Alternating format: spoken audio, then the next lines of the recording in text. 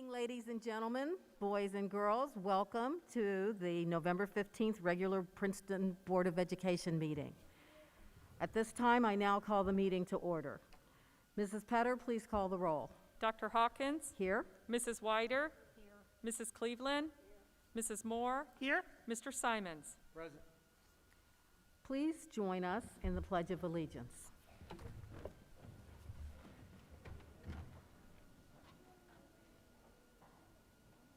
I pledge allegiance to the flag of the United States of America and to the republic for which it stands, one nation, under God, indivisible, with liberty and justice for all. Thank you. And before we get started, just to remind you of our district vision, I'd like to share that with you, and our district mission. The Princeton City School District is committed to preparing each student to become a lifelong learner and a responsible citizen, ready to meet the ever-changing challenges of the future. With families and community partnerships, we will create innovative teaching and learning opportunities for each student, both inside and outside the traditional classroom. We will help students develop the knowledge, critical thinking, collaboration skills, and thirst for learning necessary to successfully navigate a culturally diverse and technologically advanced world. Our mission, empowering each student for college, career, and life success. Welcome. At this time, I'd like an approval for the agenda. I move to approve the agenda as presented. Second. It has been moved and second. Mrs. Petter, please call the roll. Mrs. Wider? Yes. Mrs. Cleveland? Yes. Mrs. Moore? Yes. Mr. Simons? Yes. Dr. Hawkins? Yes, and the motion passes. And now for the most exciting part of our meeting, I defer to Mr. Burton, our superintendent, to introduce our inspirational message. Boy, and you certainly are right, Dr. Hawkins. This is the highlight of our board meetings, not only the inspirational message, but the recognition piece, which will happen shortly thereafter.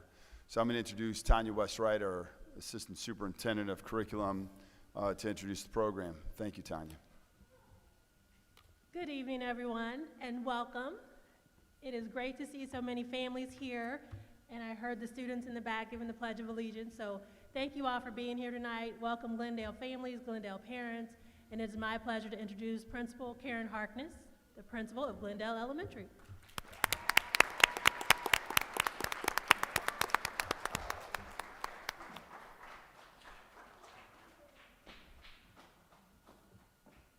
Good evening. Good evening. Good evening. I am so excited to introduce the first and second graders at Glendale and our music teacher, Mrs. Zuckerman, who will share with you about our bountiful harvest that is already taking place.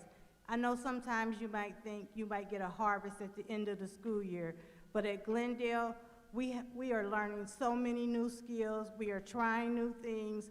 We are enhancing our character, and we just want to share with everyone our bountiful harvest. Should we go down there?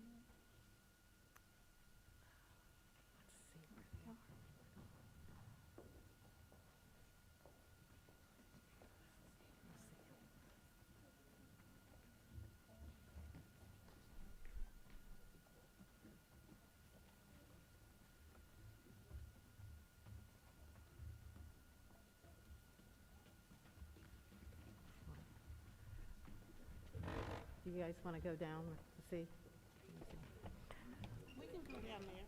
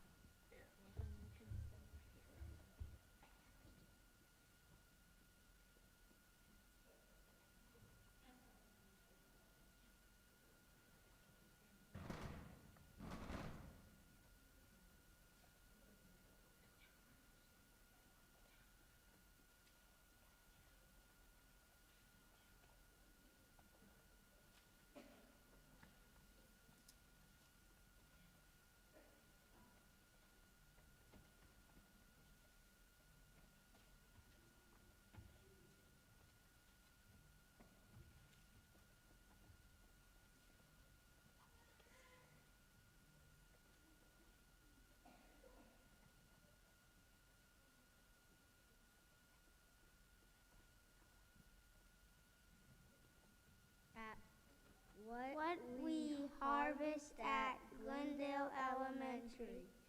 We harvest equals a time for celebration. Harvest, the act or process of gathering a crop. The definition of harvest is the crop that has ripened in a season. What we plant is what we harvest. At Glendale, we harvest knowledge, perseverance, grit, personal and team successes, and strength in our school, homes, and community.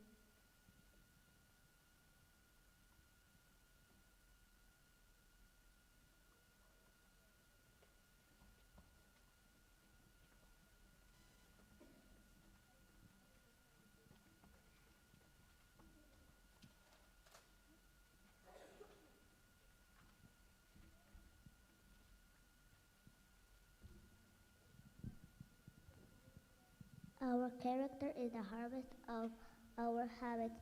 A general grass we owe at Glendale to exhibit habits to ensure our success.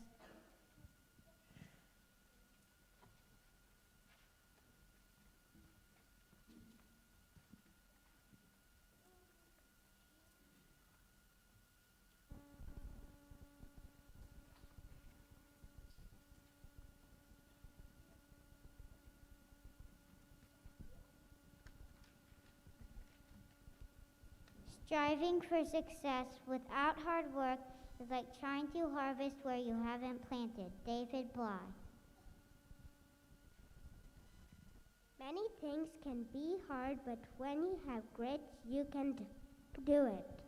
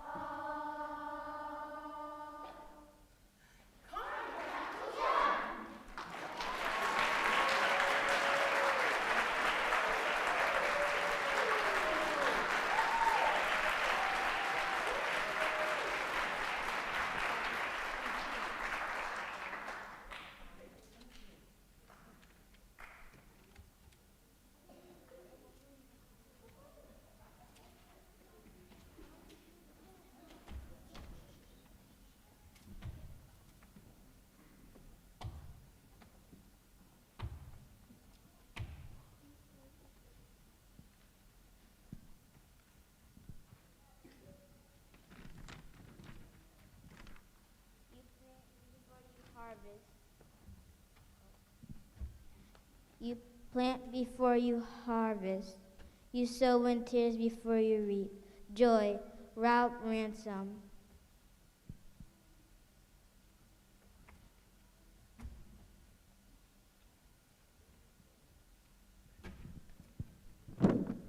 The third habit of 7 habits for healthy kids is first things first, which means having the discipline to know you need to work now and play later.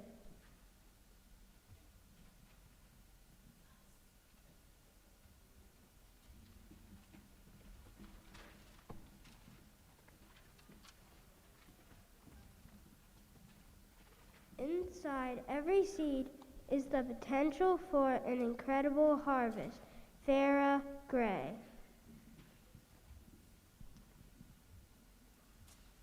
Everyone at Glendale Elementary and the Princeton district has the potential for greatness.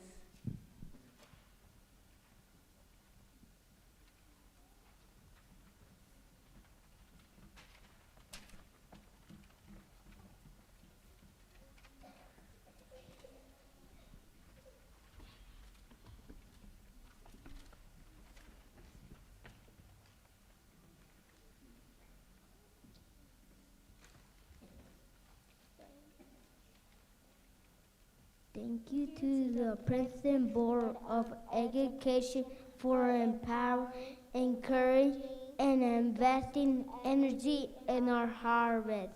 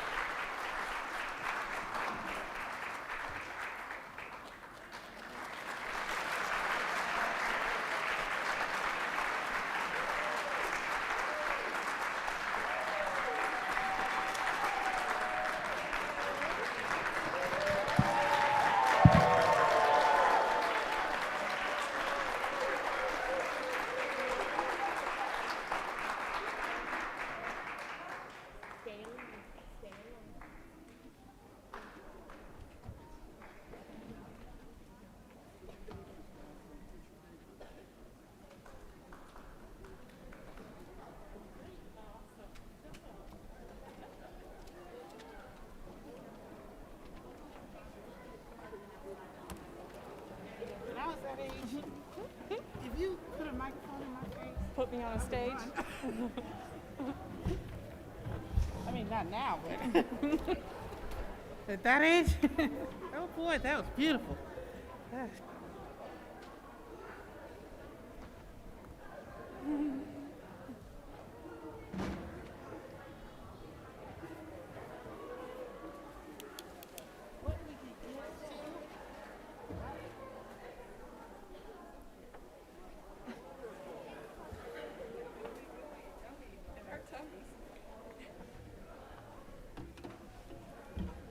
Thank you so much. That is amazing. See what they're doing? Thank you. Thank you so much. Thank Look, a you. candied apple. It's going to be Thank you. That would be fine. Thank you. It's Thank going you to be very really much. ooey-gooey. Thank you. I really appreciate this. Thank you, thank you, that's awesome. Good. Glad Thank to you hear very that. much. Oh, my goodness. Thank you, Wow. guys. That was Thank you very again, Glendale Elementary and parents. It's quite a delicious treat. Thank you. I learned a new whistling technique. I think that's not easy to do. Mr. Burton. Thank you. We do not have any visitors, and so we're going to go to another great portion of our Board of Education meeting, the recognition of 2 unbelievable teams. First, I'm going to have the girls water polo team coming up on the stage right now. Just everybody come on up. Coach Jen, if you don't mind.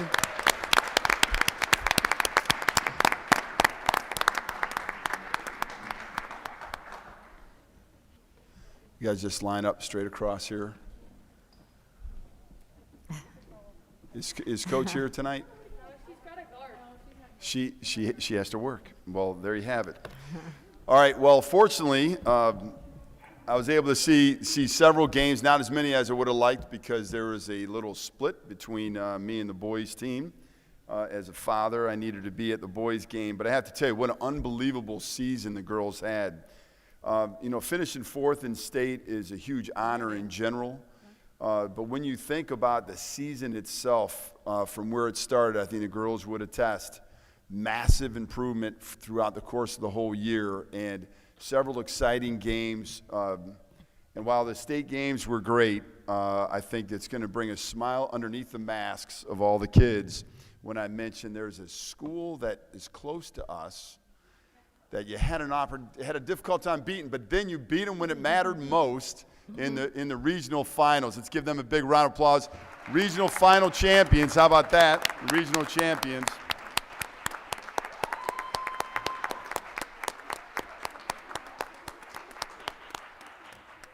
So I'm going to go up to the podium and I'm going to recognize the entire team. I will call them up, and girls, if you just come over to the podium, get your certificate, and just go right back to where you are. We're going to take a picture of the board here in a little bit, with the board, I should say.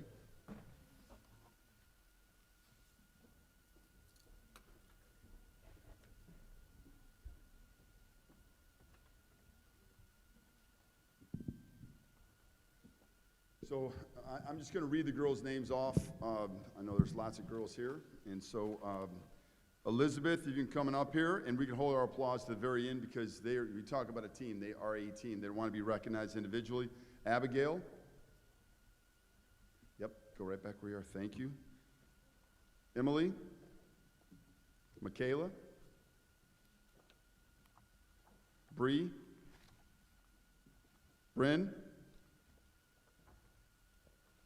Mallory.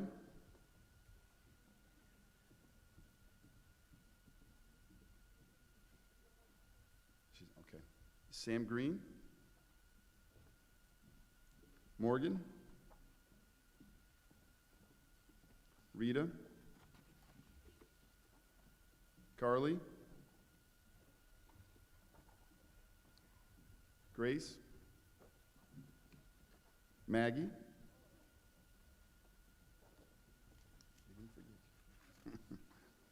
Charlotte, Shania,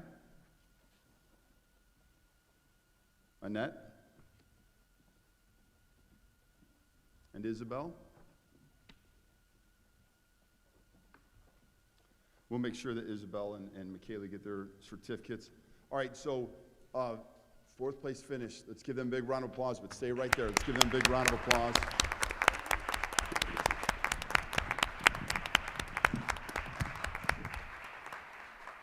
So as I mentioned, what a tremendous season, from the very first scrimmage all the way to the end. You guys certainly improved. You grew together as a team, and that spirit in the finals, in the state semis and the consolation was unbelievable. You guys did such a great job. We also have some All-Ohio recipients. So second team, Bryn Good. Step on up, Bryn. And also first team, Shania Stone. And we are going to ask the Board of Education and Chris Petter, our great treasurer, to come on out here. We're going to take a quick picture with the girls.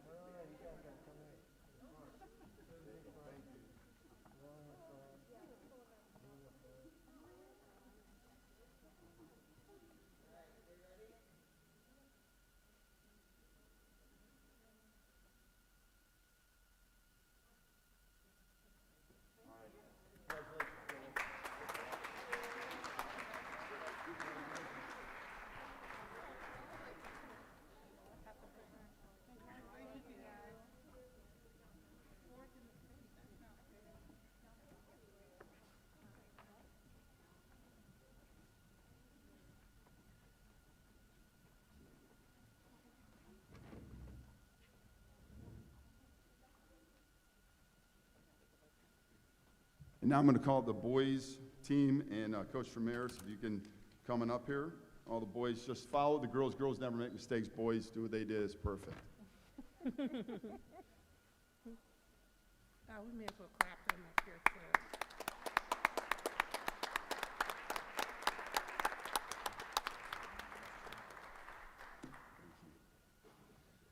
As the boys walk across the stage, the boys finished 6th in the state this year, and it was very, very interesting when we look at the season. Last year, they were state runners-up, had an unbelievable year. There were many people that were not necessarily predicting that we would get states again.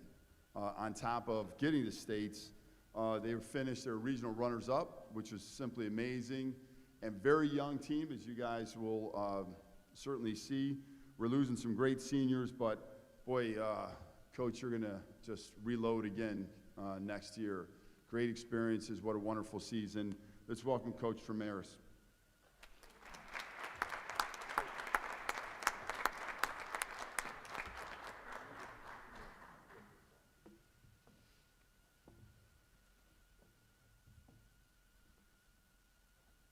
Thank you, Mr. Burton. Appreciate this. Here's our team members. Thomas Burton, please. Jacob Coulter. Trevor. Kai. Matthew. Deacon. Mitchell. Carson, Jack, Dylan,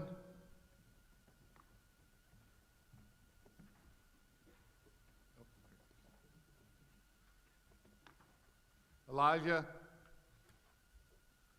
Cole,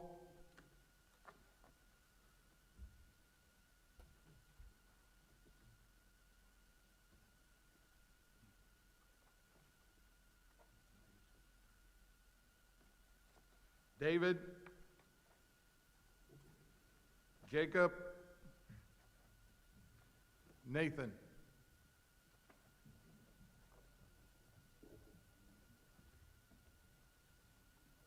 Let's give them a big round of applause.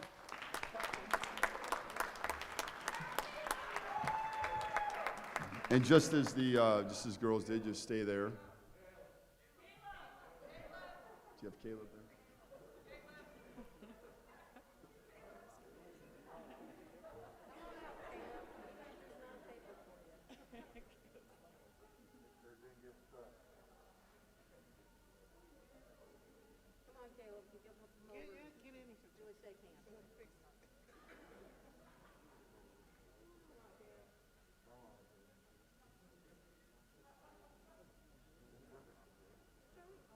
Okay, Caleb, here we go, Caleb. Sorry, Caleb.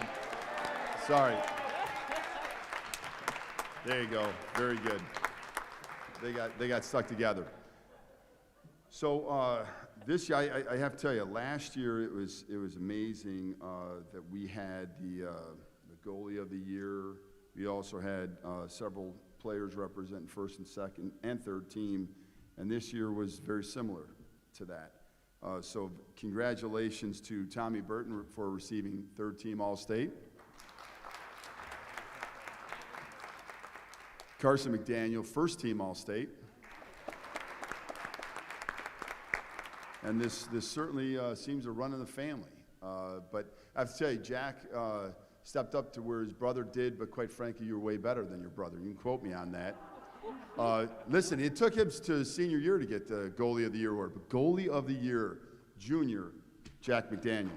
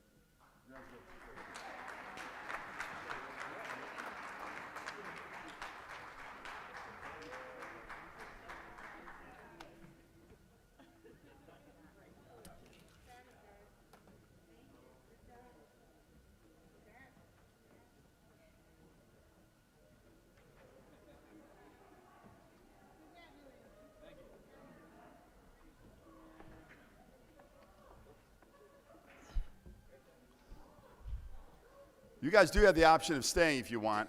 Just kidding. Just kidding. All good. See you guys. Congratulations once again, the girls 4th place, boys 6th, and all the All-State winners. Thank you.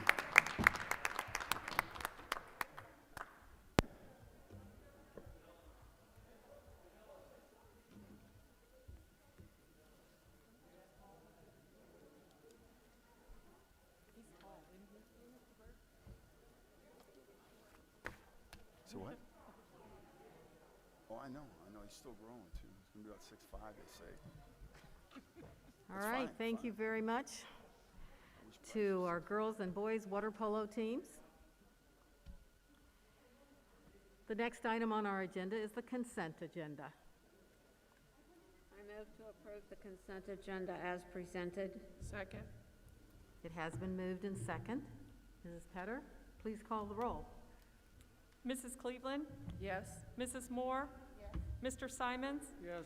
Dr. Hawkins? Yes, Mrs. Wider? Yes. the motion passes. We now move into district business. Approval of the October 2021 Financial and Investment Report. I move to approve the October 2021 Financial and Investment Report. Second. It has been moved and second. Mrs. Petter? As usual, you have all your items attached to your agenda in board docs, the reconciliation and investment reports. Last month was a little hard on interest income, but we know it will rebound, and it was all projected that way. You have your credit card report, that requirement by the auditors, and the COVID ESSER grant funds. We just closed out the CRF, so that will mean 3 of the grants for the pandemic are now closed out, and we still have 3 we're working on. So all those numbers there broken down by category are available for you. We have now started pretty much diving into the ESSER 2 funds. ESSER 3 funds are still unspent at this time, but I know their time is coming too.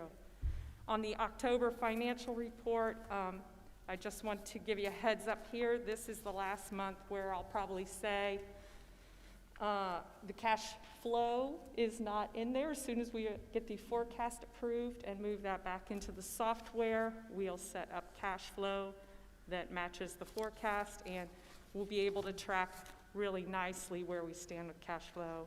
But you know, October wasn't a huge revenue month. We've received most of our real estate taxes. We got the homestead and rollback the first week in November, so that will close out our local taxes and the majority of our revenue at that point. We'll look forward to January when we start collecting our next round of real estate taxes. But that's the October report. Any questions or comments about the report? Mrs. Petter, would you call the roll? Mrs. Moore? Yes. Mr. Simons? Yes. Dr. Hawkins? Yes, Mrs. Wider? Yes. Mrs. Cleveland? Yes. the motion passes. Our next item is the approval of 5-year forecast. I move to approve the 5-year forecast as presented. Has been moved in second. Mrs. Petter, additional comments? Just a few. You each have 2 reports at your desk. This is the full report plus state funding formula addendum that the software included this year. This is your deep dive document. If you have any questions, jump into there and then call me and we'll talk about anything you have there. Very, very detailed and a great resource. Chris, thank you. But we have a couple slides to go through, and the first one is where we start, and we can look at the big picture for the district. The black bar is our revenue, the gray bar is our expenditure, and the gold line is the cash balance as we move throughout this forecast. So fiscal year 21 is in the past, we're in fiscal year 22, and we have 5 years of projections to watch over. So, 22 and 23, revenue is ahead right now of expense. We love that. That's the sweet spot for us, but as with all school districts in Ohio, that doesn't last forever, and it's very normal for expenses to exceed revenues at some point, and at that point, we have to make decisions about whether we want to increase revenue, decrease expense, or a combination of both. But at this point, this forecast is projecting we are in compliance with our cash balance policy throughout the life of the forecast. The next slide is just the numbers behind the picture. So if you want to see the hard numbers, it shows starting balance, revenue projected in, expenditures out. There you see the surplus for the 2 years, fiscal year 22 and 23. Then you see the deficit spending start, and you see the bottom line is the cash balance. So 24 is 97 days of true cash, so that is above our 90-day policy. So we'll show that on the end. The next slide dives into what our revenues look like. Fiscal 21 is last year, the year behind us, so these are solid numbers where we stand, and then 26 is where we project the breakout is going to look. And as you notice, you start seeing the real estate increasing, which means local tax dollars are going to be more and more a part of our revenue source. State funding is going to project to grow a little bit.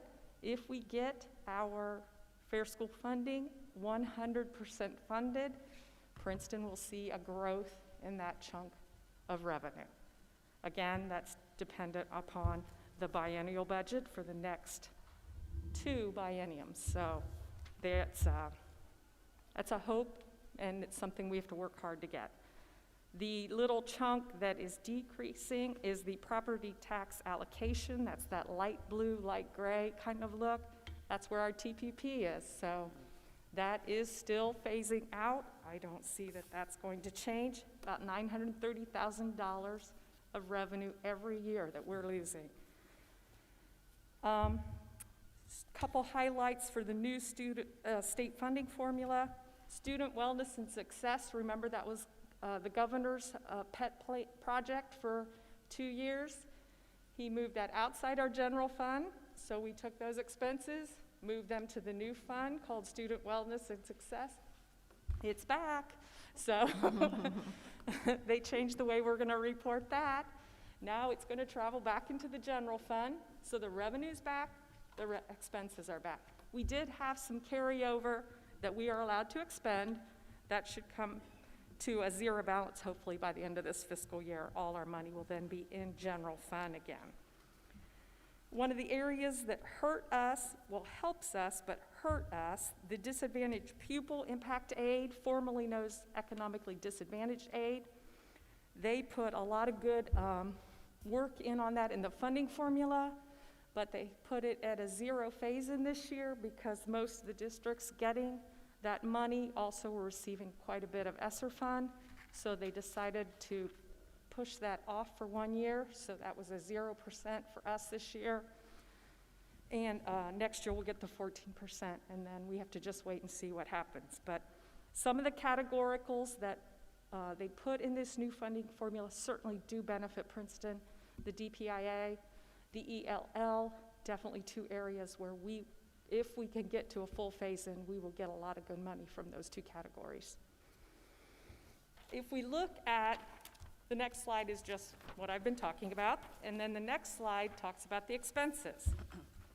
So, you know, again, every school district in Ohio, we spend money on people. So between 70 and 80% of our expense is people. Ours is a little on the lower side compared to some districts because we have outsourced transportation. So that keeps our number just a little bit lower percentage-wise total revenue, which means that grayish colored block is purchase services, and that's where our bus drivers are paid from. They're a purchase service. So again, you can see in fiscal year 19, that was our last full year of full attending classes before the pandemic hit. One of the things we really noticed was we saw some decrease in expenses in 20 and 21. And we are projecting some of those expenses to return 100% this year, specifically transportation and utilities. We saw a lot of decrease in those two items over the last 2 years. But with students returning, all our students, a lot of special ed transportation we assume is returning to 100% this year. Those are two items we'll track as we move forward. There is some decrease in expense because of the new funding formula, because we're only going to fund the students that attend, that we educate, that are sitting in chairs in our buildings. So open enrollment out, students that were Princeton residents that went to other districts were deducted. They were expenses. We don't have that expense anymore. We don't have open enrollment in revenue anymore, but we don't have the expense out. And there are tuition expenses that we were paying out that we don't pay out anymore. So some parts of revenue for the state were decreasing, but expense was also decreasing. So we netted better than positive on those two things. Another key thing about the forecast is 70 to 80% salary and benefits. The 2 years, 22, 23, have base increases for our salaries in them. The 23, 24, 25, 26, there's no base increase. So when we negotiate and change that, of course, this will alter the forecast. So those are just things we have to keep in the back of our mind. The supplant dollars for ESSER were in salary and benefits. That's about $2 million a year.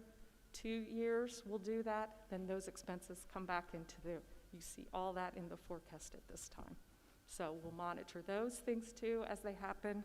And fiscal year 24 is going to be very interesting as we start looking at ESSER items that we have in ESSER funding and what we're going to possibly keep in general fund, possibly not. So we'll have to watch those, because moving all of it back is not an option for the district. Well, it is an option, but it's about $6 million a year. So those are things we'll have to watch and have great discussions on. And ESSER has certainly cost us some money, and we need to do whatever we can to get our kids back on track. The next slide is explanation of what I've talked about. And then the next slide is the True Days Cash slide. I really like this slide. I'm glad the board put this policy in place. It's just a real good thing for us to watch. It causes us to act when we need to act in the district. And just a quick Photoshop slide of that. It's very easy to see. That last year is 97 True Days. So any additional expenses, we'll have to carefully watch that.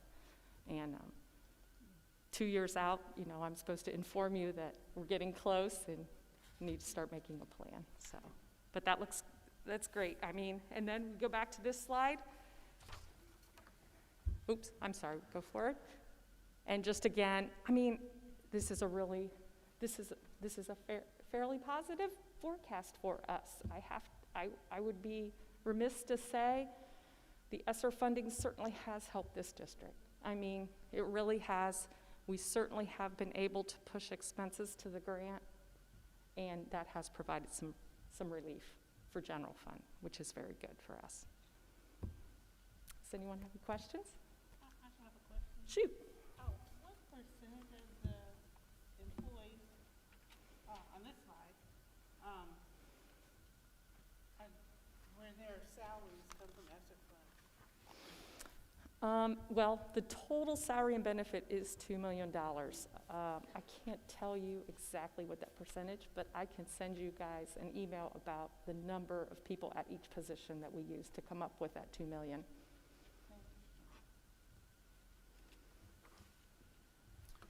If there's no questions, I just wanted to say something. I want to be really clear about this. With or without the ESSER funds, we were going to stretch the levy. Ms. Petter and her great Treasurer's Department worked very, very hard with our administrative team, really looking at and evaluating costs. This is something that I know a lot of school districts are very proud of being able to extend levies and so forth because of ESSER, but we were going to extend it anyway. If you remember when we first talked about the levy, we talked specifically about what that would look like, how quickly we would go back on the ballot. People were very concerned about that, and we were really upfront. We would have already been talking about a levy right now, at this meeting probably, for the following year. And so we're really proud of the great work that not only Chris Petter, but also the CIA team, I mean, our whole administrative team, really did look at evaluating costs. And just a very quick example of that, John Fricke, we looked at chillers for different schools because we needed those because they were out of life expectancy. And it would have been very easy just to do the easy thing, which would have been to just accept the first bid or a couple of the bids that came across without delving down deep. But he and his team evaluated that and really worked very hard to save hundreds of thousands of dollars. And in the budget of $85 million or plus, I mean, a couple $100,000 is small potatoes. It really is when you look at overall budgeting. But it's not at Princeton. A couple $100,000 is a ton. It's teachers, it is staff, it's additional bus routes, it's extra books, it's extra Chromebooks, it's so much more, and that's how we evaluate decisions all the time. And I'm really, really proud of the team and Chris Petter's team for being able to extend this, because this is bigger than ESSER, why it got extended. So I just wanted to be really, really clear on that point. Thank you.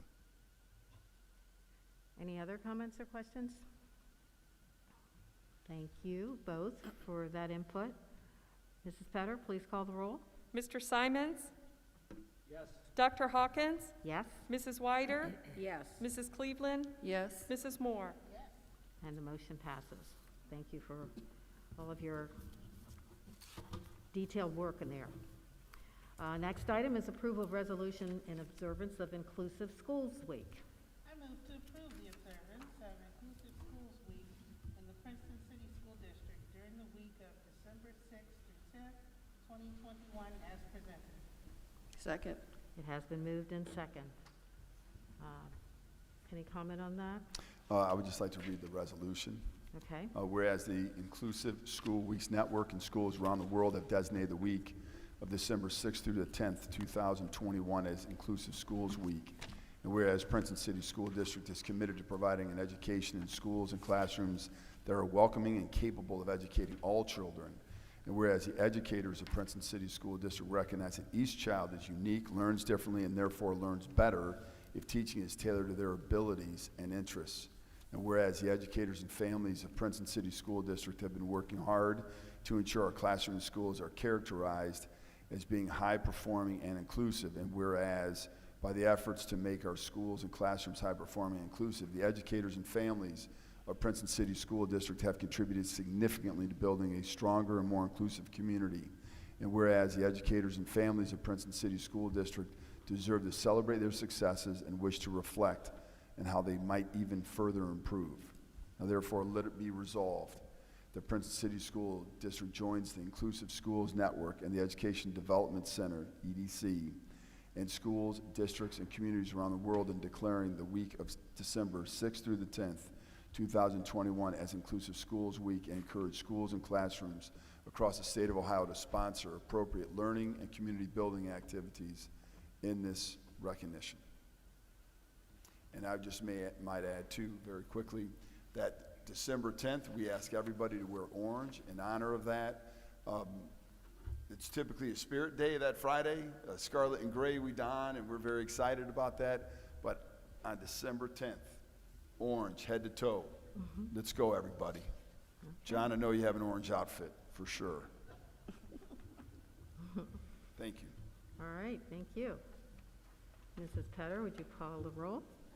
Dr. Hawkins? Yes. Mrs. Weider? Yes. Mrs. Cleveland? Yes. Mrs. Moore? Yes. Mr. Simons? Yes. And the motion passes. Thank you.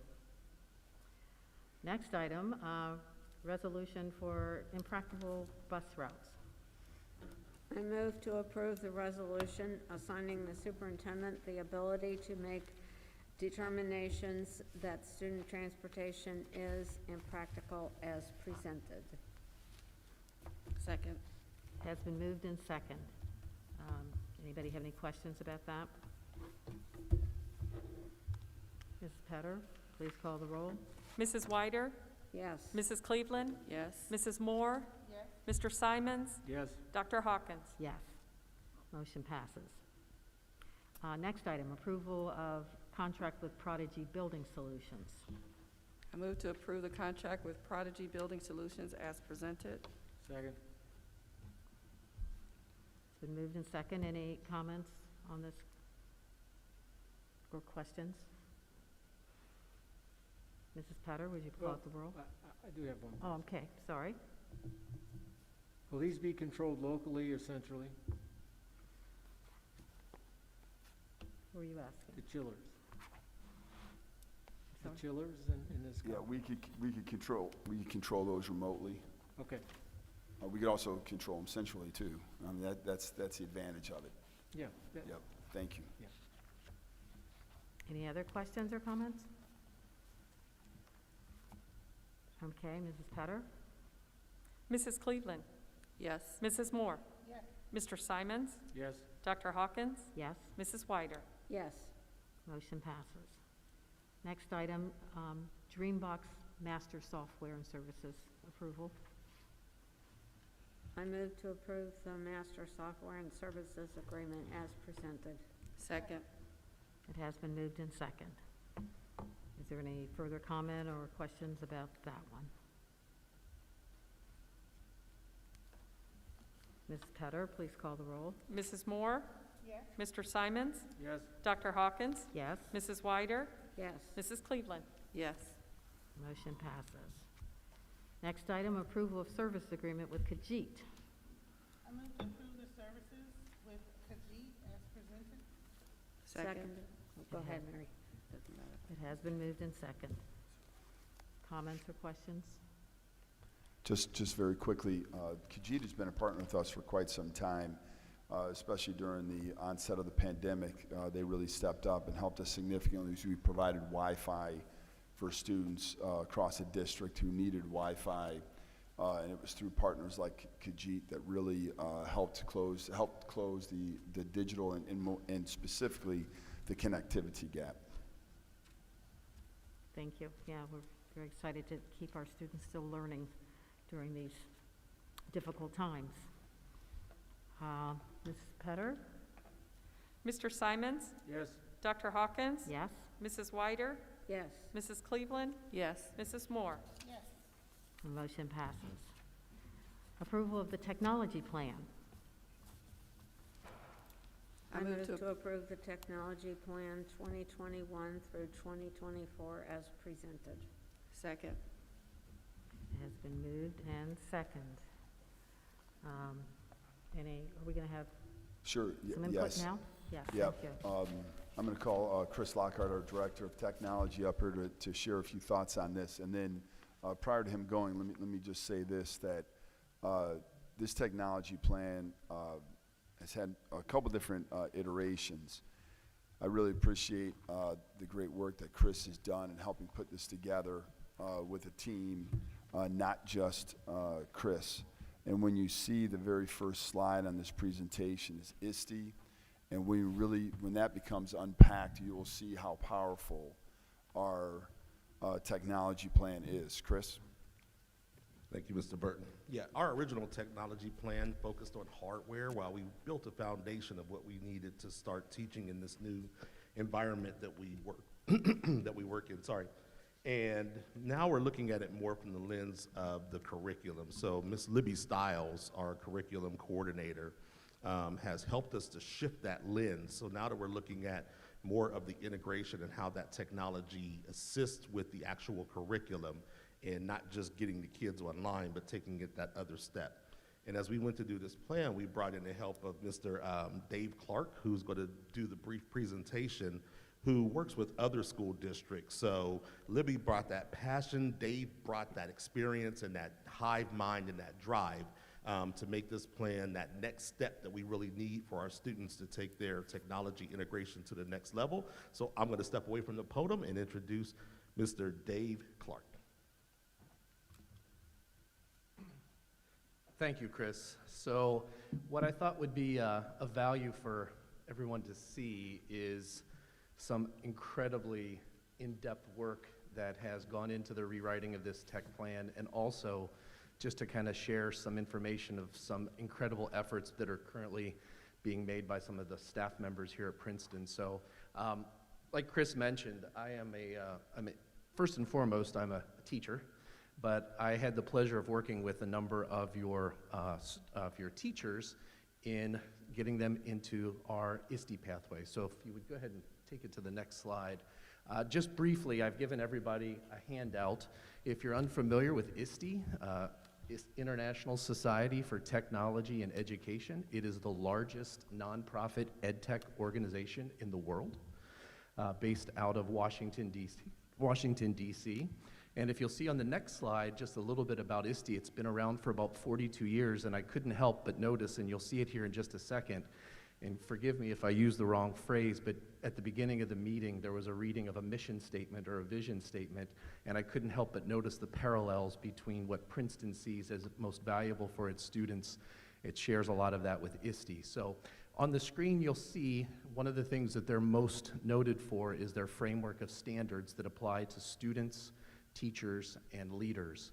So one of their paramount programs is the Iste Certified Educator program, which I'll mention what some of your staff members are working on here in just a moment. So on the next slide, there's that mission statement that I said, just unbelievable parallels to what I heard when I first joined the meeting this morning. And the two things that I have emboldened up here, empowering learners and empowering students to meet their fullest potential. It's exactly the philosophy that is so important and paramount to Iste. So on the next slide, I just want you to see, so when I helped with Chris and Libby to update and just add to and enhance an already sound district technology program, these foundational core competencies of Iste have been put into that tech plan, and the handout that I gave you kind of shows you that framework that is embodied into your district tech standards now. And on the next slide, I just wanted you to see, if you look at these competencies that make up the Iste framework, this happens to be the standards for students. And on the next slide, we'll go ahead and see the standards for educators. It is so much an aspirational attempt to teach and help both students and teachers embody, I think, the skills that we all want kids to have when they leave this school district. So kind of as I wrap up, one thing I do want to mention on the next slide is the direct impact that Iste is having on Princeton. And on my last slide, what I want to mention is, and I noticed when the water polo teams were introduced, we talked about 4th in the state, and we talked about 6th in the state. And I know it's not all about numbers and rankings, but when the dust settles and the T's are crossed and the I's are dotted, I believe Princeton will have the second most Iste certified educators in the state of Ohio.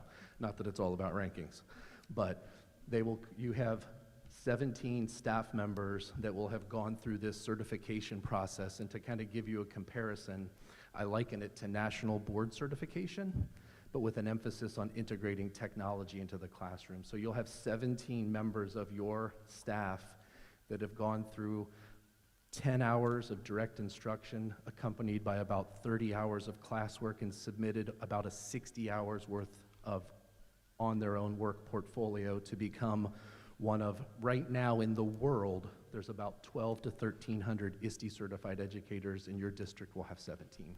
So that's pretty impressive and just speaks to a time in education where it's tough, and they're doing a great job, and this is going above and beyond. So next slide, I think that's it. And I appreciate the time to share. And if you have any questions on the certification program or what your teachers have done, I'd love to answer them at any time. But thanks for your time.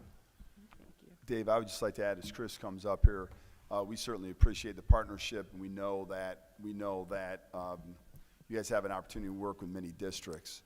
And I know it's not just you that does all the work, but we certainly appreciate the dedicated work. I know it took us a little bit of time to actually get to the point where we started, but just very quickly, I know you mentioned other school districts that have started this, and we'd have the second most in the state of Ohio. It's not about ranking, it's about moving education forward.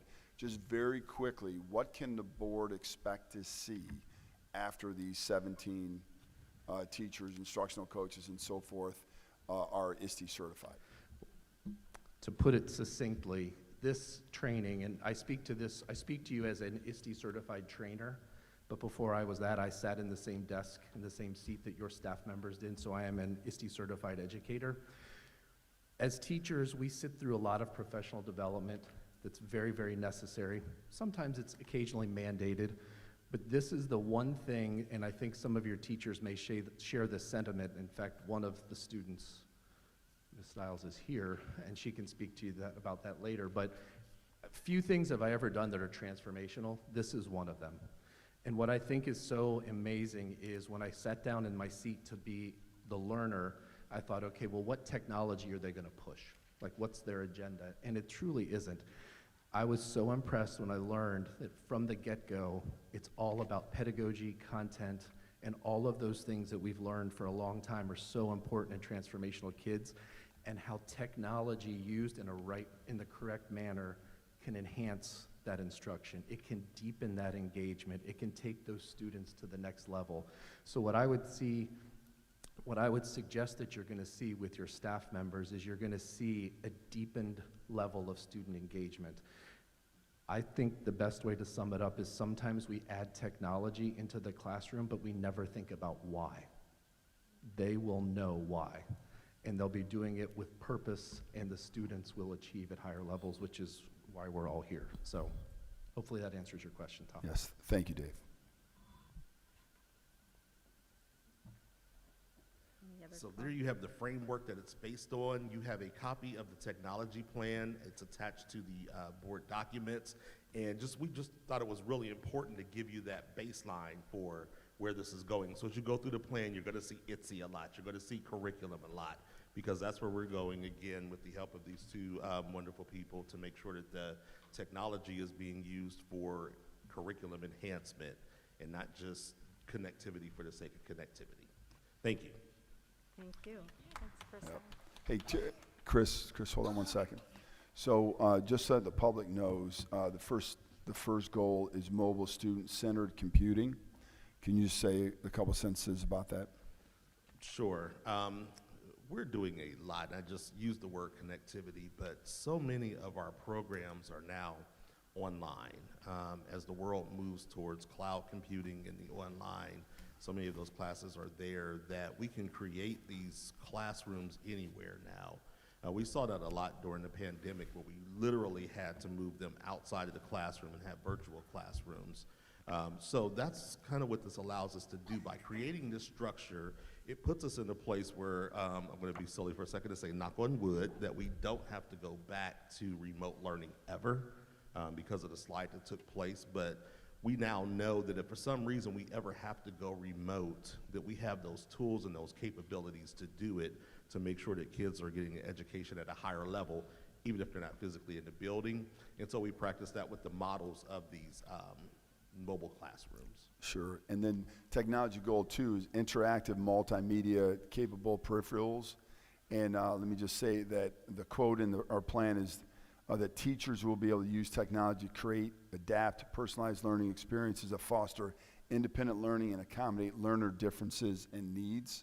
So that's a really, really strong statement, and that's what Chris was talking about, and that's what Libby and many others, Dr. Phillips, Tanya Westwright, Ladora Hill, and many others, really, that focus was really big. The third goal, which has been all over this plan, is professional development. So you're only as good as, the professional development. In fact, we're partnering with Forward Edge to actually have different badges that teachers can get for learning different technology at any time, anywhere, and we're excited about that partnership. Chris, you want to talk about Goal 4, digital resources? Yeah, I kind of stepped on my own headline a little earlier, talking about those digital resources, talking about online. Again, I think I could probably pull several people from the audience to talk about our digital resources, our ed sites, our Edmentums, just all of these wonderful programs that are, research-based programs to make sure that we are growing our students and not just, having them be busy or getting numbers, but we've got, I can't call it, but it helps prepare for our state testing. Tanya, help me out. MAP. Yes, yeah, MAP.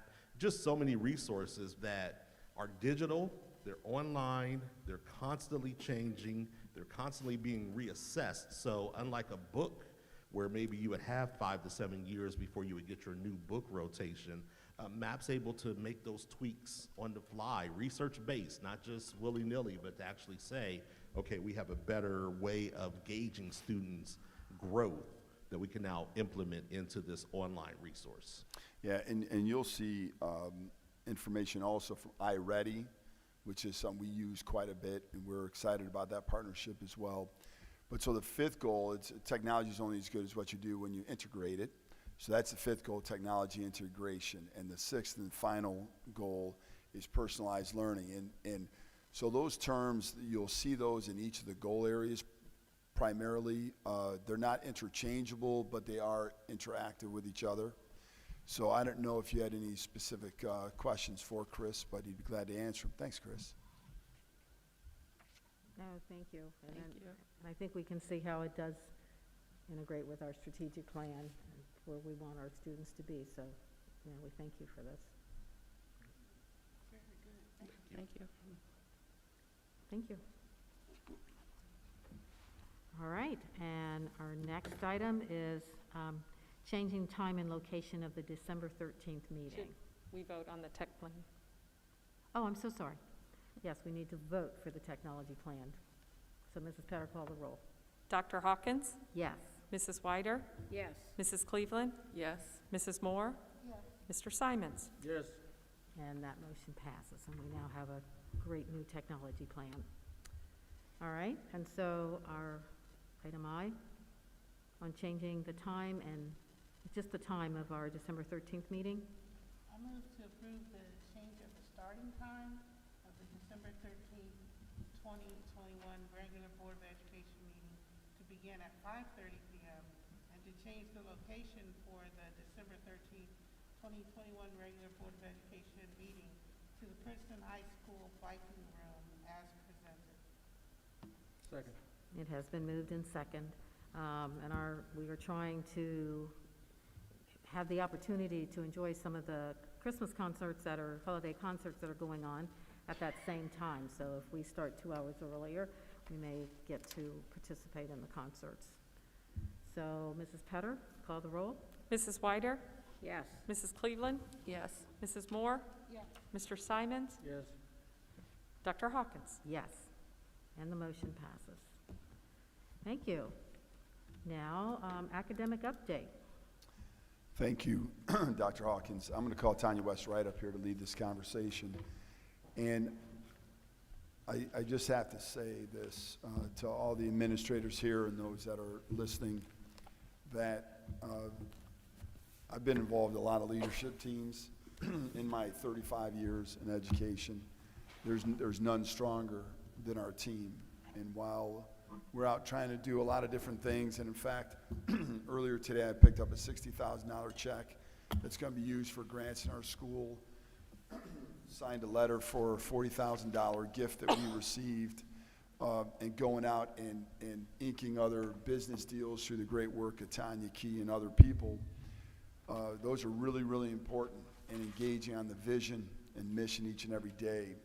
But the reason why we're able to do so many things is because of the hard work that's done by the administrators in this room and those that couldn't be here, the staff that's in this room and those that couldn't be here, and of course the great teachers we have. So Tanya is going to lead us through a conversation about the Princeton City report card. And you know that you've received some information before. You're going to receive information in the packet. I'm getting ready to deliver. But Tanya, you want to start us?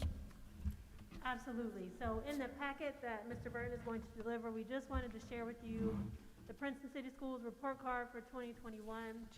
And also in there, you have a copy of the Ohio State report card. And so I referenced that a few times so that you can see that, as we know, that the pandemic was a challenge for all Ohio schools.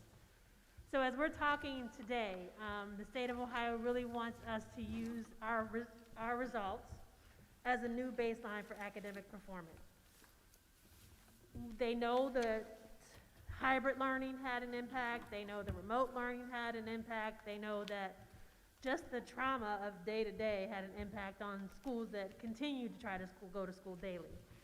So on the next slide, you'll see that before they released the Ohio State report card, which was about 2 months later, they decided that no grades or rankings would be assigned.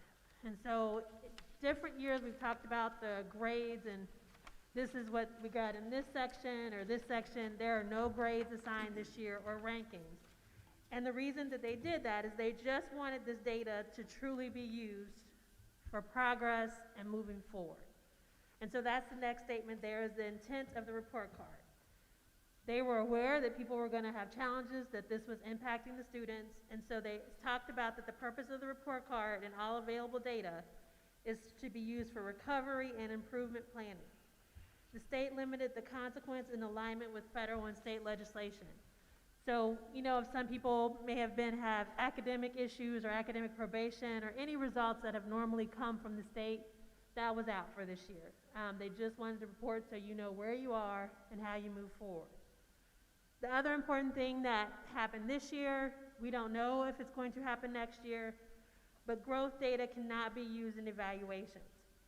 So how the students perform cannot be used in the formal evaluations of teachers, principals, or any administrators or any school employee for this year, because they know that this data is not truly reliable. It's just a new baseline of how do students perform after all they went through. So on the next slide, I just actually quoted what you'll find in the state report card. So the data from this school year will establish a new baseline for performance as society continues to grapple with the realities of an ongoing pandemic. And that's our new state superintendent or interim superintendent, Dr. Stephanie Sidens. So I'll stop for a moment so you can take a moment to look at the spreadsheet that Mr. Tom Zindri helped prepare for, so you can look at Princeton's results, you can see neighboring districts' results, and you can see how we performed against that average. And I'll pause a little bit so you have time to look at that before I share some of the celebrations in academic growth. So as the board looks at that, just on the right-hand side, you'll notice that there are two colors. There's green and there's yellow. Green represents the average Princeton versus the average. So if we average 5 percentage points or more, it was green.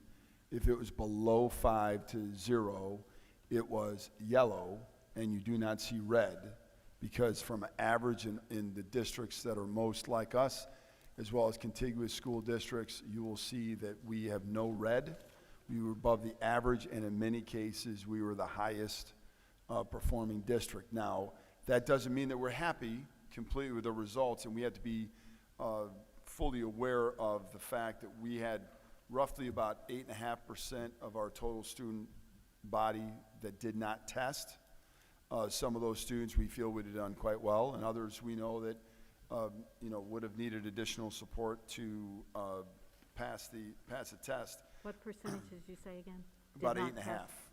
Sorry. About 8.5. That's the information that Debbie Birch sent us. You know, the other thing too is when you look at the state report card piece, and I think this is really relevant, and we do have lots of celebrations, but if you could turn to page 5, this is not surprising when you look at the number of districts, in the state of Ohio, and what delivery model they chose. So you look hybrid, and you look the further it got in the school year, there was less, or there were more 5-day a week school districts in person.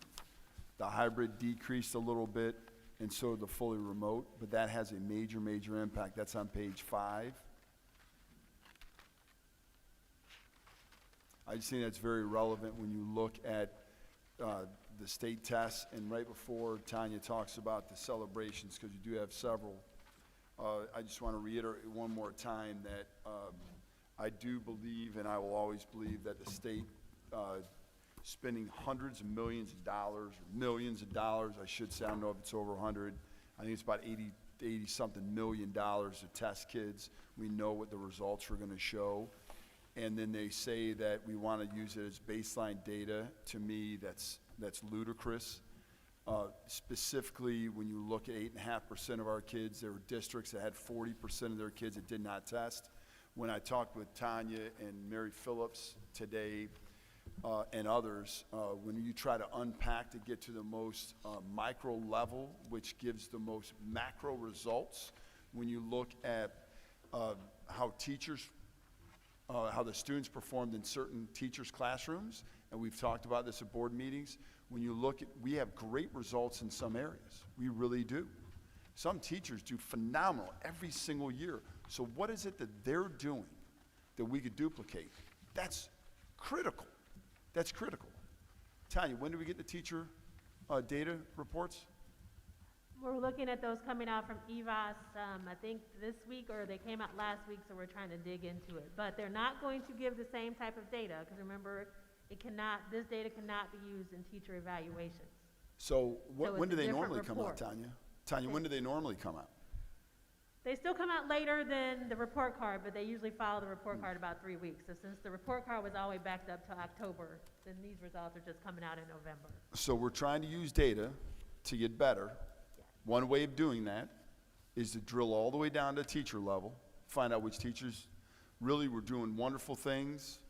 Some other teachers may need a little bit more support. We don't even get that data until October. Now, the data's from 5 months ago, or say September. Actually, it's normally September 15th, right around. It's like 5-6 months before that when the kids take the test. It is crazy. It is crazy at this time and age when our community will hold us accountable if you don't get results. We don't need this testing system. We don't need it. It's crazy. It's political. And I'm going to talk about it every single time we talk about the state report card. It was crazy we did it. They say we're going to use this baseline data, but then you have to report it, and you have to pin districts against each other. It's insane. I'm off my soapbox for now, but I'm going to get back on there later. Okay, I'm going to move us forward with the presentation, just a little bit about the celebrations. And the true celebrations are the work and the effort of our teachers and our students. They focused despite everything that was going on. The teachers figured out how to do every other week. They figured out how to do remote instruction. If you remember, we had over 20% of our students that were remote. If not, I'm sorry, maybe closer to 30. So they handled all of those situations, and we still know that many of our students grew. We are talking about comparatively, but the most important thing is their growth, and we thank our teachers and students for giving it their all. So we know at the elementary level, if you're looking at this comparison data, that they outscored by over 5 points in most areas. But we also know that dropped us farther from where we had been. So there's been a lot of growth there.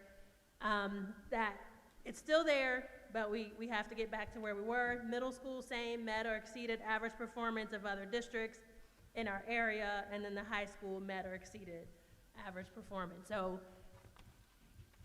celebrations may be strong, but I do think we have to celebrate the effort that people gave, because last year was a really tough year. So there's no result that I would not celebrate, because I know the work that it took to give those kids the best that we could, and I do believe each of our teachers truly did that. So moving forward, and the new baseline, because we are talking about a new baseline, and one of the things that we've talked to our teachers about, and maybe you heard the Q&A, and I've really been trying to talk to the principals, the teachers, everyone that will listen. This year is truly about growth. Every child is going to be at a different starting spot. And so some of the programs that Mr. Lockhart mentioned, the iReady and the MAP growth, students take those assessments 3 times per year. It tells them where they are, and when they take it again in December, it'll tell them how much they've grown. What we want is that at least 60% of our students will meet their typical growth. So many times at the elementary level in the past and at the secondary level, we've been able to exceed typical growth. But in a year after a pandemic, and it's still ongoing, there's still a lot of kids that are going through some things, that we really just want to focus on that a child made 1 year of growth it's important for us to point out, a child making 1 year of growth in 5th grade may put them at a 4th grade level. So they still may not be able to come up with a proficient score on the state test, but that child grow a year from our education, and that's what we're really trying to focus on with the teachers, because the challenges, it's tough. It's not that we're backing down from it. We believe that a lot of our students in December may actually hit their typical growth target, and then we're going for that stretch growth target. So this coming month, when we get those assessment results, we'll find out, how did you do? Because a lot of primary students that didn't get a formal education last year, or they were in and out, we have a lot of transient students that to be honest, we don't know where they were last year. If you read that state guideline, I think they have a number like 50,000 students in the state of Ohio did not attend school. The numbers were just drastic. The preschool numbers, the kindergarten numbers, they don't know where the students were. So you see we have more students coming in, and so what we have to do is just meet them wherever they are and whatever education they got during the pandemic. We're giving the best we can for this solid year, and we hope that we can continue to see that growth. You saw earlier when Mrs. Hill and Mrs. Stiles presented that we are projected to outperform where we were this past year in 2 out of 4 tested areas. In elementary, we don't have projections for 3rd grade because remember they haven't taken a test before. And then for secondary, we're expected to improve in 7 out of 10 tested areas. We hope we can perform higher than that, but that's what our data is telling us, and we'll have an updated report for you in January to see if it still reflects that, or if we're hoping that there's a change and we're even higher than those things, but we have to wait and see how the students perform in December. The action steps we talked about before as well, professional development and evidence-based resources and instructional strategies. We really participate in instructional rounds. We love to be in the classroom, and that's when we can see if our efforts, what does it look like when we're in the classroom, sitting at the desk, when we hear what the teacher's saying, what the students are doing. So we participate in instructional rounds to be sure we're supporting the needs of teachers and students. So many times I'll be like, oh, they need that. And you can see that because you were just in the classroom, and you can make those things happen for the teachers. We have instructional supports before, during, and after school, and we are really looking to increase student and parent engagement to get them back to what the new normal is, I guess. I don't know. I don't want to say typical anymore, but school is back in session. Our teachers are doing great things. Our students are excited to be back, and our parents are excited to have them back. So things are really going in a great fashion. And if we could move to the next one, I'm sure you may have many questions, and some of them may be more detailed and I can answer maybe in our next work session as a board, but if I have an answer now, I'll be happy to share that. I have one question. What you were saying about classroom is so important, and what, the delivery models also I'm kind of curious about. Do you happen to know for Finneytown, Norwood, and Hamilton, what their delivery, were they doing instruction every day or an every other day kind of thing? Do you happen to know what their delivery model was? I know for some of them, I do not know for all of them. I believe Finneytown was hybrid at first, but then they were daily. I think they might have switched back to daily, just being a smaller district. Hamilton, I believe, was in person. I know they started maybe first quarter hybrid, and then they were back every day. Okay. So there's a variety, and I can pull that up because that's a very good question. So we know CPS really stayed remote most of the year. Winton Woods was about with us, but they were doing the Monday, Tuesday, Wednesday, Thursday thing for most of the year, and then they went full back in March as well. What about Norwood? Just curious. That's one I don't know offhand. I believe they were hybrid to start, but then I think they went back earlier than us to every day. But I'll have to check that with Mrs. Thank you. Chestnut. Did any of the districts, though, do as well as we did in terms of offering parents an option from the very beginning throughout? Where I think our parents, they could either choose in person or remote, right? I will definitely say that we had a lot of calls and questions from other districts about how we were able to make that work at the beginning of last year. I know Dr. Phillips, and I think that's when Mrs. Stiles came to join our team, and we were figuring out how we would have certain students being remote, certain students being in person, and there was a lot of people that wanted to go back and forth. So we had a lot of work that we had to do, but I really do feel like the community responded well, that we were listening to their needs and trying to make what they needed and feel more comfortable for their child to make that happen. And when he says that only 9% of our students did not come in to test, That's huge. Like you said, some districts, they had over 40% that did not come in. So our remote students, those parents, sometimes we wanted them to push them a little bit harder, but they really stepped up and had their students do the best that they could. Many of our remote students, maybe their parents were at work, but they got in here to test. And I think, like I said, I believe that parent engagement this year is stronger because they love to have that connection and be back in the buildings and be able to communicate with the teachers and, you know, feel the energy of the schools. Like the energy today from the Glendale Elementary and the water polo team, you can feel that when you're in the room with children, so it feels good. Yeah, I applaud you all for offering parents that option. I think that's wonderful. I think, I agree, and I thank the board for supporting that, and I thank Mr. Burton for pushing that, because he said, we're gonna make it all happen. And there were some times that summer that I wasn't sure how we were going to do that, but thanks to this amazing team, we were able to make it happen, including, you know, Mr. Fricky getting all the buildings ready. There were so many things, and Yeah. he built some amazing things, Mr. Fricky and his team, and made some things happen so we could get the kids to learn, so. Yeah, we do thank you for all the efforts you've made to take care of our kids. Yeah. Well, thank you, and like I said, if you have any other detailed questions that I can answer at a later time, I would be happy to do that. Thank you. Thanks. All right. So now we move to reports, starting with the treasurer's report. I just have two quick items. I've talked enough tonight. I was gonna say. Just wanted to celebrate a little bit more. Tomorrow we close on the refunding of a portion of the debt, and that amount of savings over the life of that bond is almost $2.8 million. So very good news. Everything's gone really well. We don't anticipate any issues with closing tomorrow. And Lillian and I have both signed off on all the documents, so it's really nice being able to do those things ahead of time now. And the audit is still going on. They've been really quiet for the last couple of weeks. They were on site 2 days, and then we had a flurry of activity back and forth remotely, and now it's been a little quiet. We have to submit the financial statements to the state by the end of the month, and then the full audit is to be done by the end of December. So we're on schedule. I mean, we had a great 2 days. The pandemic certainly has helped us all be better users of every remote option we can have, and we just got a ton of data to them before they even arrived. So things are going well. Good. That's good news. Thank you. Any other comments or questions? All right. Thank you. Superintendent's report.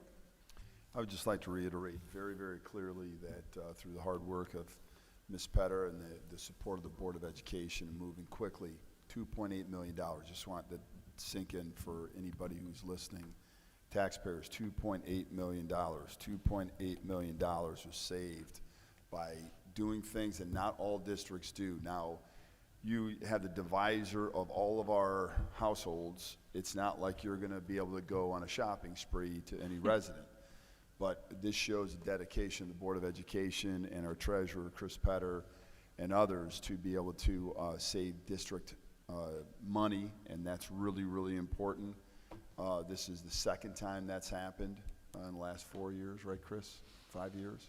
Since I've been here, this is my third one. I Third did one. one the summer I arrived.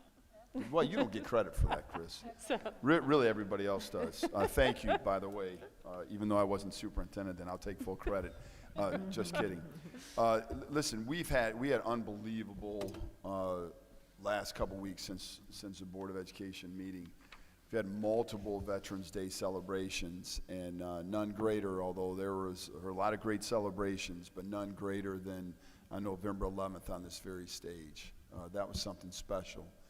I don't think there were many dry eyes in the house, and we were able to welcome 3 new Princeton Viking graduates, including one in person. That was really touching for us all. So thanks for the Board of Education for always being so supportive of that. We had our Distinguished Alumni Hall of Fame on this very stage as well. On Saturday, we were able to welcome many into the Distinguished Alumni Hall of Fame. It was an awesome evening, a long evening filled with, so much Princeton pride. It's hard to get people off the mic when they start talking about Princeton teachers and memories. but it was certainly something special. The other thing, you know, as earlier we mentioned, the National Inclusive Schools Week, we have so many different months and weeks and so forth, but November, in fact, for those that didn't know, is Native American History Month. And, you know, one thing I really never shared till I got to Princeton was my Maumee Indian heritage. And my wife would tell you, she's listening right now, certainly there's not a large part of me, but there is part of me that is Native American. And really going through and learning more about my heritage was really interesting. Maumee Indians assimilated, like many other tribes did, but not all tribes. And you know the long history of the inequities, certainly in the Native American culture, land taken and so forth. But this is a great month to be able to celebrate that. And we certainly appreciate Gina Ruffin-Moore, and I talked about that earlier. And certainly value all cultures, and we talked about that National Inclusive School Week, so it's actually a perfect parallel to talk about that. You know, one of the things that I'm going to, you know, I mentioned getting on my soapbox. Here it goes. So you want to turn it off or stop listening, you can, but it never ceases to amaze me how public education just continues. Like, if they need to cut money, they need to find some way to hurt kids, to harm school districts, well, you know what, they're going to find a way. So we started getting information about House Bill 126, Chris, was that a couple weeks ago? And then I thought I was going to have to go over and help Chris relax when there was an amendment that was put in. Oh, yeah, you're right, Chris, that was me. I was not happy. Amendment that was put in place which would handcuff us yet again. Let me give you some numbers.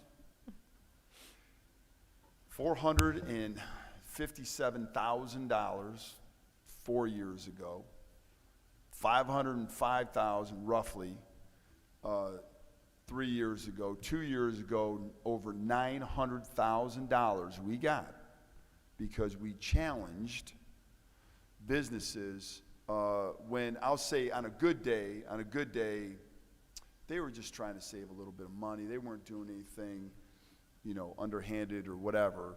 But on a day like today, bad, like right now, I'm just thinking, you know, they're going to try to save money any way they can, even if it's going to harm people. So thankfully, we have an unbelievable attorney, Gary Stronsky, who really jumps on things very quickly and is able to save that money. That's taxpayers' dollars. So folks that are listening, all the taxpayers, listen to this. So I had an opportunity to, along with Chris and Gary, compose testimony opposing House Bill 126. So here's just in short, we oppose the changes proposed in House Bill 126, which would make filing property tax complaints and counter complaints by boards of education overly burdensome and redundant to filing and notice provisions already requested under law. The overly burdensome is intentional so that schools and municipalities don't do it to save money. Now, we don't go after residents. We don't go after businesses unless it's like over $200,000 when we see a discrepancy there. So basically, I said in closing, these changes will result in additional costs to the school district. Yet again, taxpayers, these changes will result in additional costs to the school districts. Make the time frame to file a counter complaint against owner-initiated complaints nearly impossible to meet.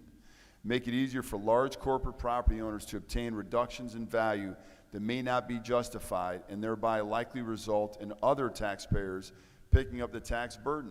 Now, I know when I read this, what Gary did and Chris looked, I read that last sentence and I thought to myself, that certainly is not strong enough, because it would 100% result in an increase to taxpayers, local taxpayers. When is it going to stop?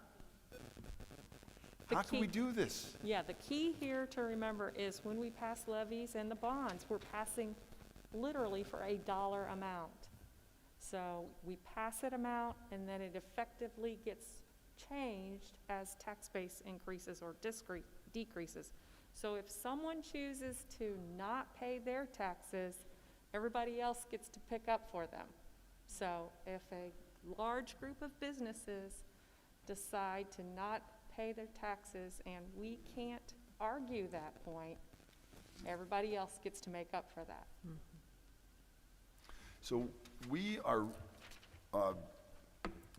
you know, whether or not, I don't care what side of the aisle you're on, as long as you're on the side of kids. That's Yeah. what I care most about. The, you know, Senator Blessing, I called immediately. And like him, not like him, this isn't political. This is for any party, any legislator, answer the phone. And he did. And if it would have made a difference to be in person versus submitting this, I would have been there tomorrow. I could not have read this whole testimony unless I would have been a speed reader, and no one would have heard me if I would try to do that. So we believe that through the hard work, again, of Gary and Chris and other school districts, treasurers, superintendents, that we're going to be able to move this a little bit. But again, this is because of a couple bad players. Just flat out is. When Tanya was talking about school districts earlier, and you know, myself and many other local superintendents, we talk all the time. I talked to 5 superintendents today. And we talk about if we could just not have people do silly things as superintendents, it would mean a world of difference. But there's a couple school districts that were going after companies and really, I mean, weren't working with them, weren't trying, and because of that, this led to this.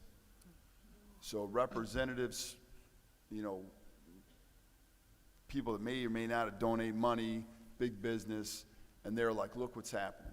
This law firm continues to come after us. There's no cause for this, whatever. So this is why this actually got enacted. Hopefully it will not hurt Princeton, but if it does, we will go door to door and get as many taxpayers on the bandwagon to try to get this changed, because this is crazy. Tangible personal property tax was eliminated. The farce of the CAT tax, commercial activity tax, which was supposed to come back, which never did. The lie about the lottery money. When are we going to stop taking from public schools? And mind you, we love our industrial partners. We love all our business partners. There's no question. We have trucks going in and around our community all the time. Semis. We have 2 trains that run straight through the district. I mean, there should be something given, not taken. Now I know this is water over the dam, but I don't care, I'm going to say it anyway. The tangible personal property tax, it is ridiculous. $900,000 gone again. Just imagine all the taxpayers, if we are able to keep that money, we're pushing the levy out another 2 years probably. And so when you look at this, things have to be done. This is why we spent a lot of time. Was it all weekend? Well, not all weekend long, but it was Friday, Thursday night, Friday, Saturday a little bit, and then Sunday going over some of the testimony and looking at it. First thing Monday morning, or this morning, Chris was running over talking to Mary Slaughter. I got in right away. We had changes and all that stuff because it had to be submitted by 10:30 today. So I think it was very relevant to spend the time we did talking about that, but I'd be interested if there's any board comments or questions about House Bill 126. I want to thank you for your hard work, because that tangible personal property tax, that has been something that's been egging at us for at least the last 8 years. So I think it's time to stand up, and I'm glad you guys are doing the work you're doing. And just very quickly, lastly, you know, I mentioned earlier about picking up a check for $60,000, writing a thank you note for $40,000, and doing some things with business partnerships today. And I also mentioned I couldn't do it without this great leadership team we have. We really, truly have a great leadership team, the best I've ever been associated with. But so team out there and team that's listening right now, when you guys were in directors' meetings this morning and when you were doing all kinds of other things and taking care of the day-to-day operations of this, that allows things like this to happen, to try to be Johnny and Joni on the spot. So I just want to once again thank our leadership team, because there's none better in my opinion. All right. Any other comments? Mr. Burke, Mrs. Thank you. Simons? Were you? Yeah, Superintendent mentioned fantastic program this weekend, and part of that ability to have a fantastic program, specifically two people that I wanted to mention, which was Trish Roddy and John Fricke. So I know that I can't give them my apple here, but they deserve one for their efforts for this weekend. So thank you very much. Yeah, they certainly did a great job. There was also a couple other people too that Tricia was able to elicit support from, Tanya Key and Anna Martinez, and there are lots of other people. But you're right, John. It was really led by Tricia and John stepping up, and you know, Jason in the back was here very, very late on Saturday. So thank you very much, Jason. He was really excited about people standing around for about 45 minutes talking. I know you really like that, Jason, right? You're like, hey, feel free to stay later. I'm just going to stay here for free. Thank you. And that was after the speeches, right? That was after the speeches. It was an exciting event, and it's great to hear people that have stepped away from Princeton for a few years and still talk about what Princeton means to them. And because like we're in here so much we forget, but it's great to see the impact that Princeton has had on so many people. And for the distinguished alumni, it was also very enlightening to hear them talk about Dr. Odom, also Dr. Phillips, her name, and also you, Dr. Hawkins, how your former students gave you some, recognition. That was wonderful. Yeah, thank you. All right, any other comments before we move to our executive session? Hey, I meant to say ISOM, sorry about that. Isom Phillips, yes, she knows. All right, I move that we go into Kelly? it.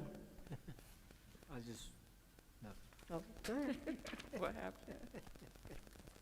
I move we go into executive session to discuss under sections 12122G1 and 4 of the Ohio Revised Code personnel, compensation, and evaluation. Second. It has been moved in second. Mrs. Petter, please call the roll. Was Susan the second? Susan? Okay. Yes. Thank you. Mrs. Cleveland? Yes. Mrs. Moore? Mr. Simons? Yes. Dr. Hawkins? Yes. Mrs. Whiter? And the motion passes. There will be no additional action taken after the executive session. Thank you, ladies and gentlemen who stayed with us.